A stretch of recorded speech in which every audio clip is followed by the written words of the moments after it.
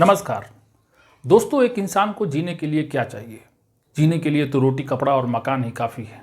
लेकिन देखा जाए तो इंसानी इच्छाएं असीम है, अनंत है, जिसका कोई अंत नहीं है। चाहे वो पैसे की चाहत हो या शक्ति की, चाहे वो ज्ञान की चाहत हो या भोग विलास की, लेकिन इन सब से इतर एक और इंसानी इच्छा है और वो है मोक्ष की प्राप्ति।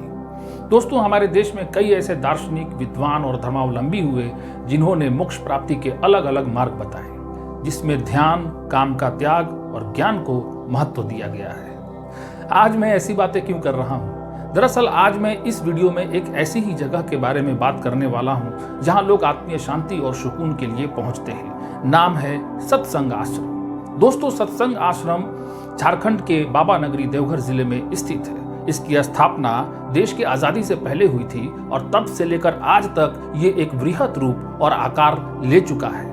आज की तारीख में देश के लगभग हर बड़े शहर या राज्य के साथ साथ विदेशों में कुल मिलाकर इसकी 2000 से अधिक शाखाएं मौजूद हैं और करोड़ों की संख्या में इनके अनुयायी हैं। आप इस आश्रम की महत्ता को इससे ही समझ सकते हैं कि इस देश के वर्तमान गृह मंत्री श्री अमित शाह भी इस आश्रम को विजिट कर चुके हैं।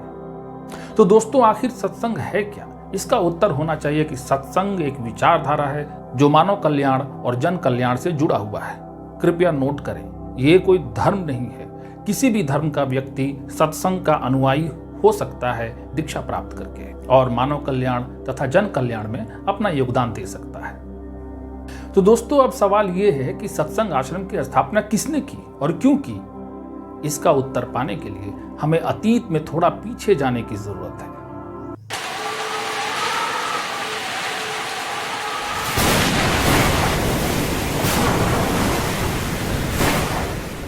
इसका उत्तर पाने के लिए हमें अतीत में थोड़ा पीछे जाने की जरूरत है। देश 1857 का प्रथम स्वतंत्रता संग्राम देख चुका था।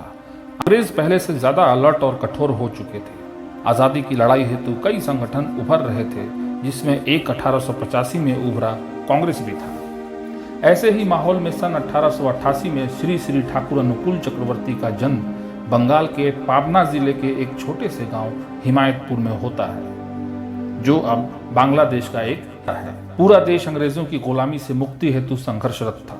अंग्रेजों के दांत खट्टे करने वाले बंगाल के नवाब सिराजुद्दौला अंग्रेजों के षड्यंत्र और अपने ही दरबार के चंद गद्दारों के विश्वासघात के कारण 1757 के प्लासी का युद्ध हार जाते हैं और उन्हें मौत के घाट उतार दिया जाता है। इसके बाद शुरू होता है अंग्रेजों द्वारा खुलकर लूट खसोट। लंबे समय तक चले अंग्रेजों के इस लूट खसोट के कारण चारों तरफ गरीबी, बदहाली, बीमारी, अज्ञानता अपना पांव पसार चुकी थी।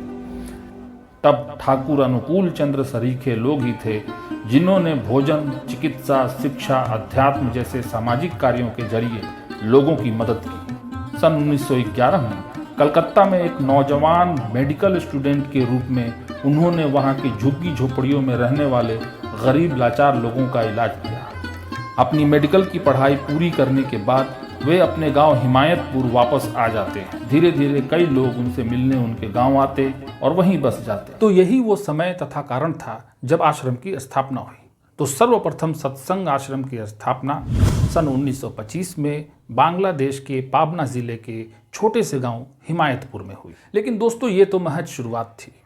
2 सितंबर 1946 को श्री श्री ठाकुर अनुकूल चंद्र बांग्लादेश के पाबना जिले को छोड़कर देवघर में आ जाते हैं और सत्संग आश्रम की स्थापना देवघर जिले में होती है और धीरे धीरे इसका विस्तार पूरे विश्व में हो जाता है। तो दोस्तों, आश्रम सुनने के साथ हमारे जहन में कैसी छवियां उभरती हैं? हरे भरे जंगल, घास फूस की बनी हुई कुटिया, ऋषि मुनियों का बसेरा, साथ में ऋषि मुनि अपने अनुयायियों के साथ ज्ञान वाचन करते हैं। उनके अनुयायी उनके ज्ञान को पूरे विश्व में फैलाते हैं। तो दोस्तों, सत्संग आश्रम में भी हरियाली का पूरा ख्याल रखा गया है। जब भी आप सत्संग आश्रम जाएंगे, आपको ऐसी अनुभूति होगी कि आप प्रकृति के बहुत ही नज़दीक आ चुके हैं। यहाँ पे घास फूस की बनी कुटिया तो नहीं है, लेकिन उसी स्ट्रक्चर की बनी हुई कई इमारतें हैं, जैसे कि प्रार्थना स्थल, और आपको ऐसा आभास देगा कि आप किसी आश्रम में ही आ चुके हैं। दोस्तों, तो अब वक्त आ चुका है सत्संग आश्रम के वर्तमान को जानने का। इस वीडियो के शुरुआत में ही मैंने आपको बताया था कि सत्संग आश्रम का विस्तार पूरे विश्व में हो चुका है और इसकी 2000 से अधिक शाखाएं पूरे विश्व में मौजूद हैं। बांग्लादेश, बर्मा, अमेरिका, अफ्रीका जैसे कंट्रीज में भी इसकी शाखाएं मौजूद हैं। करोड़ों की संख्या में इनके अनुयायी हैं और इन सब का केंद्र बिंदु है झारखंड स्थित सत्संग आश्रम, जो इन सारे सत्संग विहारों का प्रशासनिक मुख्यालय भी है। दोस्तों, आश्रम में प्रकृति के साथ एक अनूठा संबंध देखने को मिलता है। चारों तरफ फैली हरियाली, पक्षियों की चहचहाहट, शांतिमय माहौल, हर तरफ साफ सफाई, ये सब मिलकर प्रकृति के साथ एक अनूठे संबंध का आभास कराती हैं। अगर आप सत्संग आश्रम घूमने के लिए जाते हैं तो वहाँ के आनंद बाजार को घूमना बिल्कुल भी ना भूलें, क्योंकि सत्संग आश्रम के आकर्षण का मुख्य केंद्र आनंद बाजार भी है। दोस्तों, ये कोई हाट या मार्केट नहीं बल्कि आश्रम की इस बड़ी सी इमारत का नाम है। ये वो इमारत है जहाँ एक साथ हजारों की संख्या में अनुयायी भोजन ग्रहण कर सकते हैं। यहाँ सालों भर सत्संगियों के गुणवत्ता युक्त भोजन की सुविधा उपलब्ध है। दोस्तों, मैं बताते चलूँ कि यहाँ प्रतिदिन हजारों की संख्या में अनुयायी और सैलानी पहुँचते हैं। तो आइए बात करते हैं आनंद बाजार की विशेषताओं के बारे में। यहाँ भोजन को पकाने के लिए डीजल चूल्हे का प्रयोग किया जाता है। बड़े बड़े बर्तनों में भोजन को पकाया जाता है। सब्जियों के रखने हेतु बड़े बड़े शीतक यंत्र लगाए गए हैं। पके हुए भोजन को ऊपर ले जाने के लिए लिफ्ट का इंतजाम है। भोजन या प्रसाद पत्ते के बने थालियों, जिसे पत्तल भी कहते हैं, में परोसा जाता है। इन जूठे थालियों को डिकम्पोज कर देशी या प्राकृतिक खाद बनाया जाता है, जिससे मिट्टी की उर्वरा शक्ति बनी रहती है। हाथ धोने से निकले जल को पाइप लाइन के द्वारा एक एक वृक्षों तथा पौधों तक पहुंचाया जाता है, जिससे वेस्टेज वाटर बर्बाद नहीं होता और हरियाली भी बनी रहती है। आश्रम के अंदर शायद ही आपको प्लास्टिक का यूज देखने को मिल सकता है। तो आइए बात करते हैं सत्संग आश्रम की अन्य विशेषताओं के बारे में। दोस्तों, आश्रम के द्वारा दूता दीप्ति नाम से एक चैरिटेबल हॉस्पिटल भी चलाया जाता है, जो आम जन को सालों से हेल्थ सर्विस प्रदान कर रहा है। दोस्तों, सत्संग का अपना पब्लिशिंग हाउस भी है, जो समय समय पर साहित्यिक किताबों और अन्य भाषाओं में पत्रिकाओं का प्रकाशन भी करता है। उनके द्वारा प्रकाशित कुछ पत्रिकाएं हैं: आलोचना बंगाली में, सत्यवती हिंदी में, लाइगेट इंग्लिश में और अन्य भी हैं। दोस्तों, शिक्षा के क्षेत्र में भी सत्संग आश्रम का अनूठा योगदान है। वर्तमान में सत्संग आश्रम के द्वारा 2 स्कूल संचालित हैं: तपोवन विद्यालय एवं वीणा पानी विद्या मंदिर। तपोवन विद्यालय जहां लड़कों के लिए है, वहीं वीणा पानी विद्या मंदिर लड़कियों को शिक्षा प्रदान करता है। सन 1969 में सत्संग कॉलेज की स्थापना हुई, जो अब गवर्नमेंट के द्वारा संचालित किया जा रहा है। दोस्तों, ऐसे ही कई यूनिट्स हैं जो सत्संग आश्रम के द्वारा संचालित हैं, जैसे इंजीनियरिंग एवं यांत्रिक कार्यशाला, कंप्यूटर यूनिट, गौशाला, म्यूजियम आदि आदि। यहाँ साल में कई सांस्कृतिक गतिविधियों का आयोजन भी किया जाता है, जैसे श्री श्री ठाकुर अनुकूल चंद, उनकी पत्नी श्री श्री बोरोमा, उनके ज्येष्ठ पुत्र श्री श्री बोरोदा की जयंतियाँ मनाई जाती हैं। इस समय में लाखों की संख्या में अनुयायी या सत्संगी भाग लेते हैं और प्रसाद या भोजन आनंद बाजार में ही ग्रहण करते हैं। आश्रम में दर्शन, अध्यात्म और विज्ञान का अनूठा संगम देखने को मिलता है, जिसे आश्रम में लगे तख्तियों को पढ़कर महसूस किया जा सकता है। मसलन, उनके अनुसार विज्ञान और धर्म एक दूसरे के विरोधी नहीं है। धर्म कोई चमत्कार नहीं, विज्ञान आधारित जीवन शुद्ध है।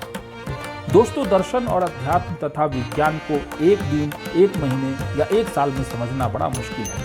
इसे समझने में सालों लग जाते हैं और जीवन में उतारने में उम्र निकल जाती है।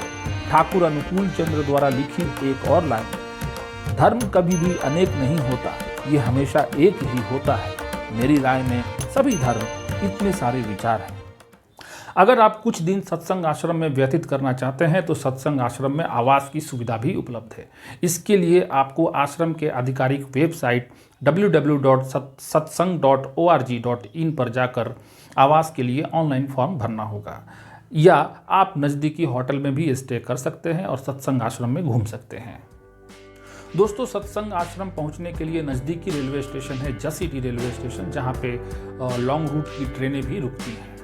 वहां से आप लोकल ट्रेन पकड़ के सत्संग हॉल्ट पे उतर सकते हैं, जहां से सत्संग आश्रम बिल्कुल ही नज़दीक है। या आप जसीडीह रेलवे स्टेशन से ही टोटो, कैब, बाइक या कुछ भी बुक करके डायरेक्ट सत्संग आश्रम पहुंच सकते हैं।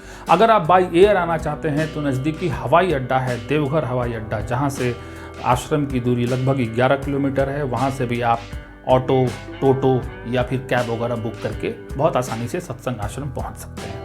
साथ ही अगर देवघर आने के बाद आपके पास 2-3 दिन का वक्त है तो आप बाबा वैद्यनाथ के दर्शन भी कर सकते हैं। एक दिन आपका पूरा बाबा वैद्यनाथ के दर्शन में निकल जाएगा। नौलखा मंदिर भी निकल सकते हैं। ये वो मंदिर है जो कि कृष्ण के बाल रूप को समर्पित किया गया है।